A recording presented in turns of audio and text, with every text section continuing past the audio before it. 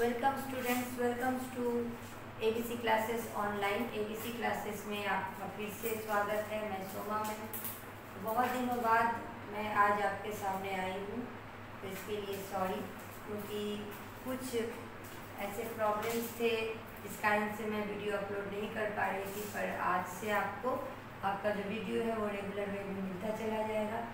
सबसे पहले मैं उन बच्चों को जो 10th इस बार पास किए हैं हमारे कोचिंग से और हमारे इंस्टीट्यूट से, उन्होंने बहुत अच्छे नंबर लाए, तो उनको सबसे पहले मैं कॉन्ग्रेचुलेशन करना चाहूँगी और उनके उज्जवल भविष्य की कामना करूँगी कि आगे फ्यूचर में भी वो अच्छा करें। और जिनको उनके मन मुताबिक मार्क्स नहीं आए हैं उनको भी किसी भी तरीके की मन को उदास करने की आवश्यकता नहीं है, क्योंकि हम अपने जीवन में अपने जो किए हुए गलतियों से कुछ ज़्यादा सीखते हैं और उस गलतियों को सुधार करके आगे और अच्छा करने की कोशिश करते हैं। तो जिनको भी कम मार्क्स आए हैं या जिनको भी अपने मन के अनुसार जो नंबर नहीं ला सके हैं, वो उनको अपनी मजबूती बनाएंगे कि उस कमी को दूर करेंगे और कोशिश करेंगे कि आगे 12 में वो अच्छा मार्क्स लाए। तो अब जो है हम लोग पिछले वीडियो लेक्चर्स में रेस्पिरेटरी सिस्टम पढ़ रहे थे और रेस्पिरेटरी सिस्टम में हम लोगों ने ग्लाइकोलाइसिस पढ़ा, हम लोगों ने क्रेब्स साइकिल पढ़ा और बहुत सारी बातें रेस्पिरेटरी सिस्टम से रिलेटेड हम लोगों ने की। अब आगे इसके कंटिन्यू करते हुए हम आज पढ़ेंगे respiratory system of human beings के बारे में, कि ह्यूमन बींग्स में कौन कौन से रेस्पिरेटरी ऑर्गन्स होते हैं, किनके द्वारा रेस्पिरेशन ह्यूमन बींग्स में होता है, उनके बारे में आज हम लोग जानेंगे। ठीक है, तो सबसे पहले किन किन ऑर्गन से मिलकर हमारा रेस्पिरेटरी सिस्टम बना होता है। सिस्टम मीन्स क्या होता है कि किसी भी कोई भी डाइजेस्टिव सिस्टम हो, रेस्पिरेटरी सिस्टम हो, रिप्रोडक्टरी सिस्टम हो, नर्वस सिस्टम हो। सिस्टम का मतलब होता है एक ऑर्गन का झुंड, एक ऑर्गन का कलेक्शन जो एक दूसरे से कोरिलेट करते हुए वर्क करते हैं और एक निर्दिष्ट काम को जो है वो अंजाम देते हैं। तो रेस्पिरेटरी सिस्टम का मतलब वो सारे ऑर्गन्स इसमें इन्वॉल्व होंगे जो रेस्पिरेशन में हम लोगों को हेल्प करते हैं। तो रेस्पिरेटरी सिस्टम जो ह्यूमन बीइंग का होता है वो 5 मेन ऑर्गन से मिलकर बना होता है। सबसे पहला जो होता है वो होता है nostril and nasal cavities, second is pharynx, third is larynx और voice box, fourth is trachea and fifth is the most important and vital organ of the respiratory system, that is lungs. तो lungs के बारे में मैं बिल्कुल अलग से video lecture आपको दूंगी। लंग्स के बारे में मैं सेपरेटली आपको पढ़ाऊंगी, लेकिन इस वीडियो लेक्चर में हम इन 4 रेस्पिरेटरी ऑर्गन के बारे में जानेंगे कि ये कहाँ है और इनका क्या काम है। ठीक है, तो सबसे पहला आपका ऑर्गन है नॉस्ट्रिल। ठीक है, तो हम लोग जो ब्रीथ करते हैं, जो एयर इनहेल करते हैं, वो सबसे पहले कहाँ जाता है, वो नॉस्ट्रिल में जाता है, नाक में जाता है। तो नॉस्ट्रिल का काम होता है, नॉस्ट्रिल के अंदर छोटे छोटे हेयर लाइक अपीयरेंस होते हैं, छोटे छोटे हेयर होते हैं और नॉस्ट्रिल का जो अंदर का पोर्शन होता है वो म्यूकस मेम्ब्रेन से घिरा होता है, जिस कारण से डस्ट पार्टिकल्स या कोई भी माइक्रो ऑर्गेनिज्म हमारे रेस्पिरेटरी ऑर्गन में इन करने के पहले ही इन नॉस्ट्रिल के अंदर जो बाल हैं उनमें फिल्टर हो जाते हैं और म्यूकस मेम्ब्रेन के अंदर वो चिपक जाते हैं। तो नॉस्ट्रिल एक ऐसा ऑर्गन है जो हमें बहुत सारे इन्फेक्शन से बचाता है। तो नॉस्ट्रिल के बारे में हम जानेंगे कि नॉस्ट्रिल क्या है। तो ये 2 एपर्चर है, दिख रहे हैं हमको। तो नॉस्ट्रिल क्या करता है, ये कहाँ जाता है, 2 नेजल कैविटीज़ के अंदर इन करता है। ठीक है, 2 नेजल कैविटी आपको दिख रहे हैं और ये 2 नेजल कैविटी जो है वो एक दूसरे से सेपरेटेड है। किसके द्वारा, तो ये जो बीच वाला पोर्शन है जो 2 नेजल कैविटी को एक दूसरे से सेपरेट करता है उसको हम लोग कहते हैं नेजल सेप्टम। ठीक है, तो the nostrils enter into 2 nasal cavities and the 2 nasal cavities are separated by the septum which is known as nasal septum। ठीक है, तो ये तो हम लोग जान गए कि nasal septum से दोनों nasal cavities एक दूसरे से अलग होते हैं। तो और एक दूसरा इम्पॉर्टेंट काम हमारा नॉस्ट्रिल क्या करता है, तो स्मेल को ये डिटेक्ट करने में बहुत अहम रोल निभाता है। कहीं भी कोई अच्छी फ्रेग्रेंस आए, कोई बदबू आए, ठीक है, या कोई खाना अच्छा पका रहा हो, तो वो सेंट या वो फ्रेग्रेंस या वो स्मेल हम लोग कहाँ से लेते हैं, तो नाक के द्वारा लेते हैं, नॉस्ट्रिल के द्वारा लेते हैं।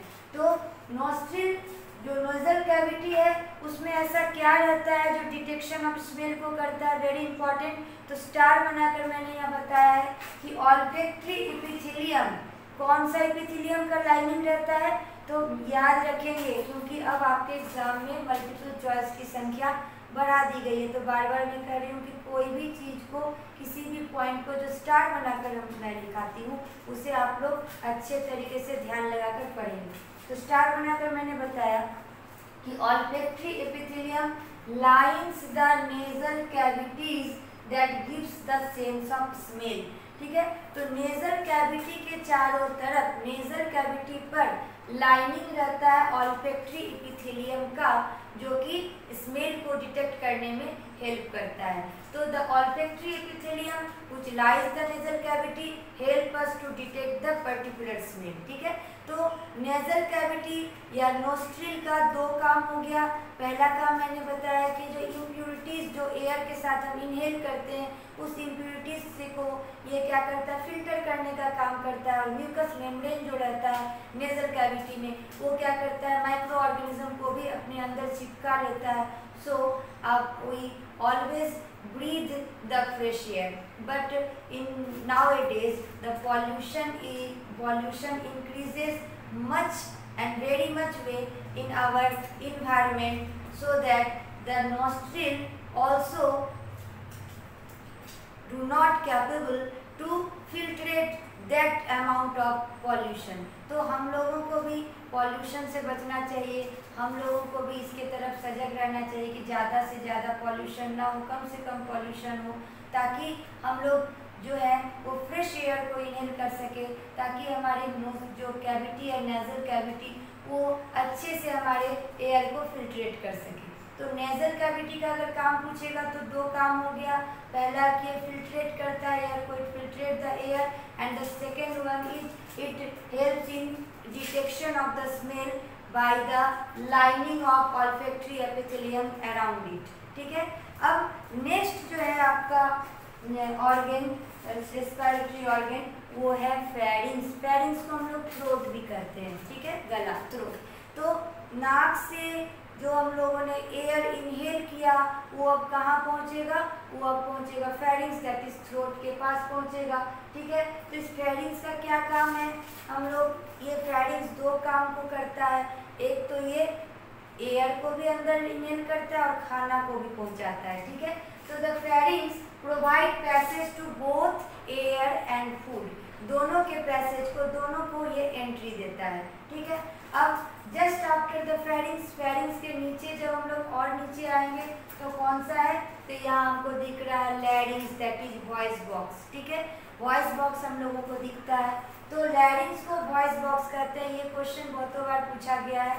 The voice box of the mammal is known as, तो हमको लिखना है लैरिंग्स, ठीक है। तो वॉइस बॉक्स जो होता है ये मेल और फीमेल दोनों में पाया जाएगा, लेकिन इसके साइज में समवट जो है डिफरेंस होता है।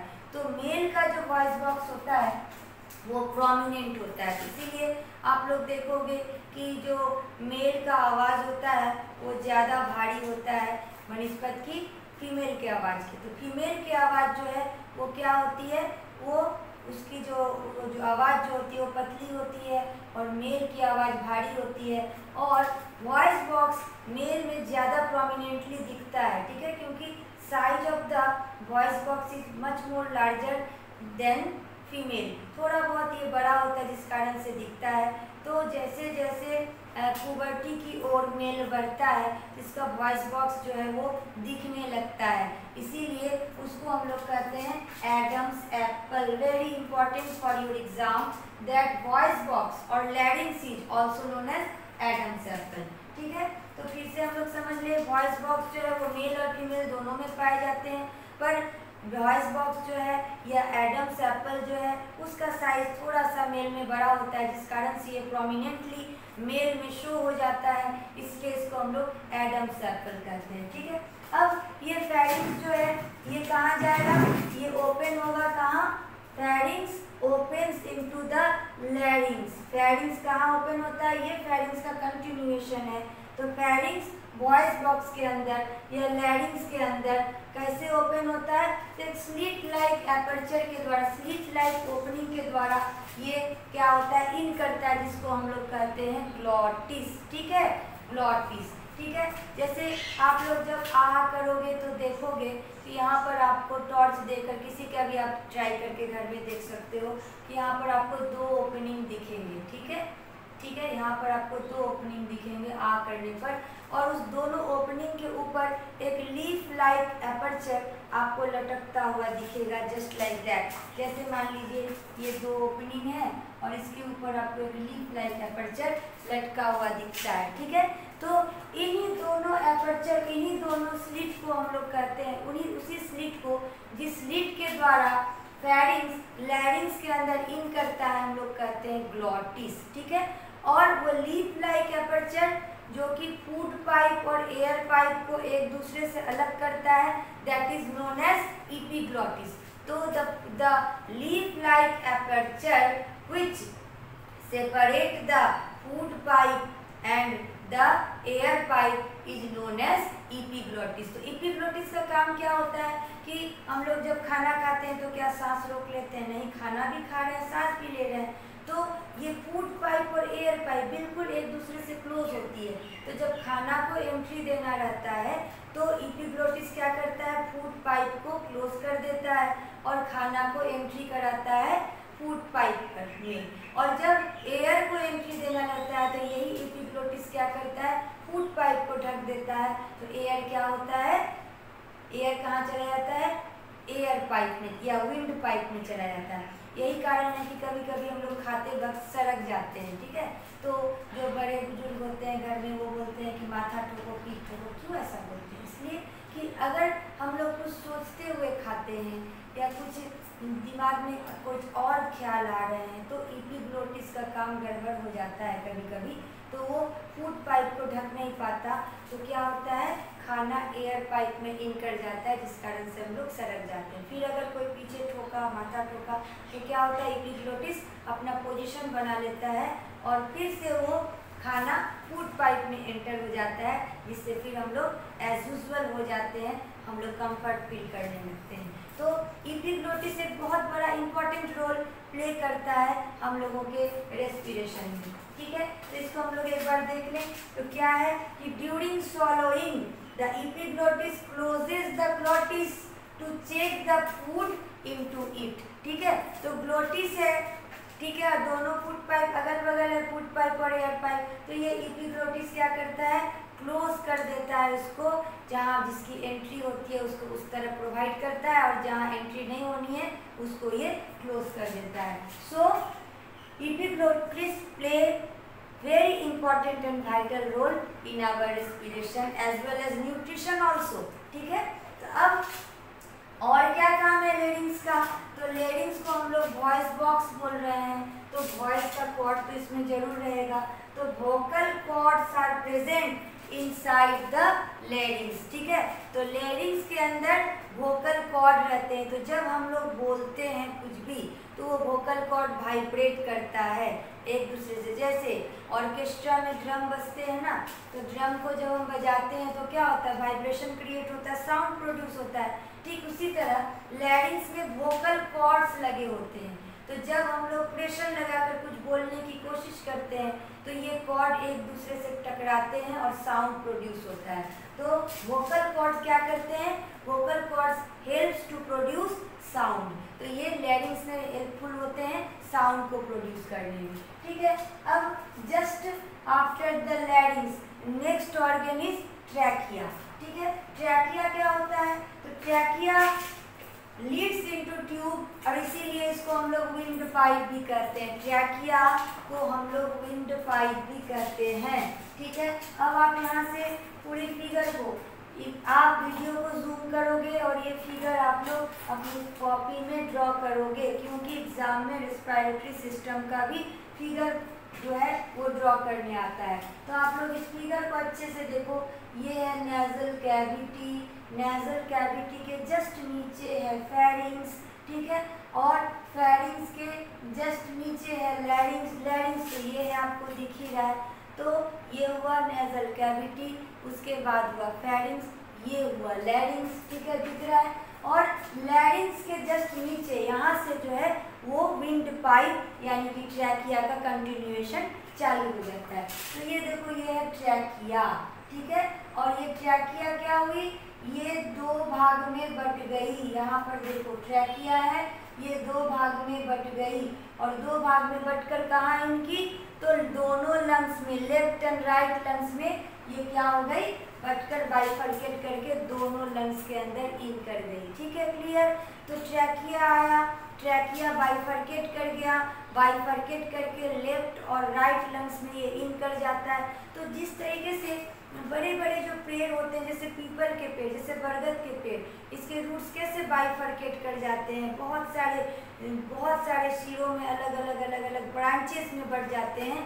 तो फिर क्या होता है, यही जो ट्रैकिया है जो कि दो भाग में बट गया, इनको हम लोग कहते हैं ब्रोंकाई, ठीक है। और जब ब्रोंकाई बहुत सारे ब्रांचेस में उसका कंटिन्यूएशन हो जाएगा तो उन ब्रांचेस को हम लोग कहते हैं ब्रोंकियोल, क्लियर हुआ। तो ट्रैकिया दो भाग में बट गया, दो लंग्स में इंटर कर गया, इस बाइफरकेशन को कहे हम लोग ब्रोंकाई, ठीक है।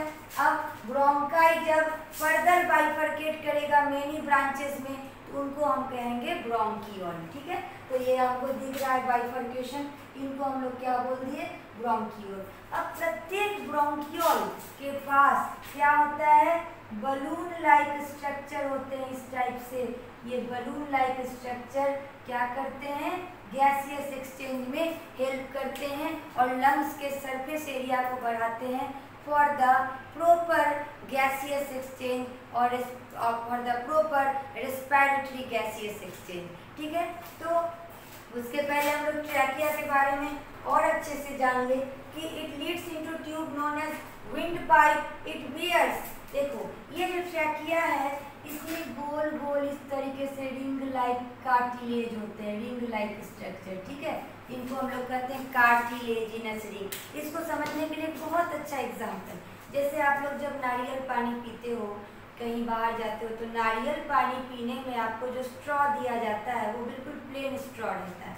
तो जब आप लोग नारियल पानी पीते हो और फिर पीना छोड़ देते हो तो स्ट्रॉ चिपक जाती है, पिचक जाती है, ठीक है, पिचकती है ना। लेकिन वही आप याद करो कि जब फ्रूटी पीते हो तो फ्रूटी का जो स्ट्रॉ होता है वो रिंग लाइक होता है ना। तो जब फ्रूटी आप पी भी लो और फ्रूटी पीना खत्म भी हो जाए तो कभी भी रिंग वाला जो फ्रूटी का स्ट्रॉ होता है वो कभी भी पिचकता नहीं है, कभी भी कोलैप्स नहीं करता, कभी भी कॉन्ट्रैक्ट नहीं करता, ठीक है, जस्ट लाइक दैट। तो ऊपर वाले ने भी इतने अच्छे से हमारे विंड पाइप को बनाया है और विंड पाइप को चारों तरफ से फ्रूटी के स्ट्रॉ की तरह रिंग लाइक कार्टिलेजिनस रिंग उसमें दे दिया है। इसी कारण से एक बार जब आप हवा अंदर इनहेल करते हो, ब्रीथ करते हो और फिर जब हवा बाहर निकालते हो तो हमारी विंड पाइप जो है वो कोलैप्स नहीं करती, विंड पाइप जो है वो श्रिंक नहीं करती due to this cartilaginous ring. तो ये जो है एग्जाम में पूछा जाता है कि what is the role of the cartilaginous ring in the trachea. तो this cartilaginous ring do not collapse our trachea, our wind pipe, ठीक है। तो ये जस्ट लाइक फ्रूटी के स्ट्रॉ के तरह काम करता है कि एक बार अगर आप ब्रीथ आउट कर भी दो, हवा न भी रहे हमारे विंड पाइप में तो ये कोलैप्स नहीं करती, ठीक है। तो ये क्या हुआ, फिर से ट्रैकिया को समझेंगे। Trachea just after the larynx, trachea का कंटिन्यूएशन हो जाता है। ट्रैकिया में कार्टिलेजिनस रिंग बने होते हैं, रिंग होते हैं जिस कारण से ये कोलैप्स नहीं कर पाता। अब ये ट्रैकिया जो है वो बाइफरकेट करके दो लंग्स में इन करेगी, लेफ्ट और राइट में। इनको हम लोग कहेंगे ब्रोंकाई, ठीक है।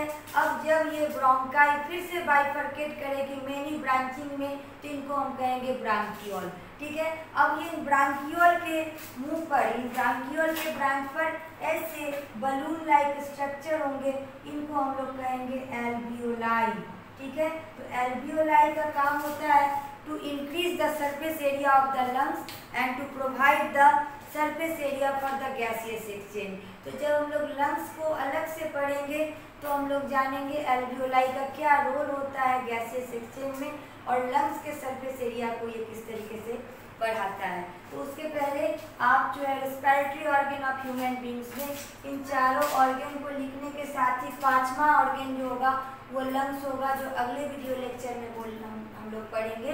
उससे पहले आप इसको पॉज करके इस फिगर को अच्छे से बना लेंगे और लंग्स को हम लोग अलग से पढ़ेंगे, ठीक है। तो तब तक के लिए आपको मैं कुछ क्वेश्चन देना चाहूँगी। क्वेश्चन है, अगर आपसे नहीं बनेगा, कमेंट बॉक्स में नहीं होगा, तो मैं अगले वीडियो लेक्चर में इसका आंसर बताऊंगी। आपको रेस्पिरेटरी ऑर्गन ऑफ फिश बताना है, आपको रेस्पिरेटरी ऑर्गन ऑफ अर्थवर्म बताना है, और आपको रेस्पिरेटरी ऑर्गन ऑफ कॉकरोच बताना है। इन तीनों के बारे में आपको बताना है कमेंट बॉक्स में जाकर। अगर आपसे नहीं हो पाएगा तो अगले वीडियो लेक्चर में मैं आपको बताऊंगी। तब तक के लिए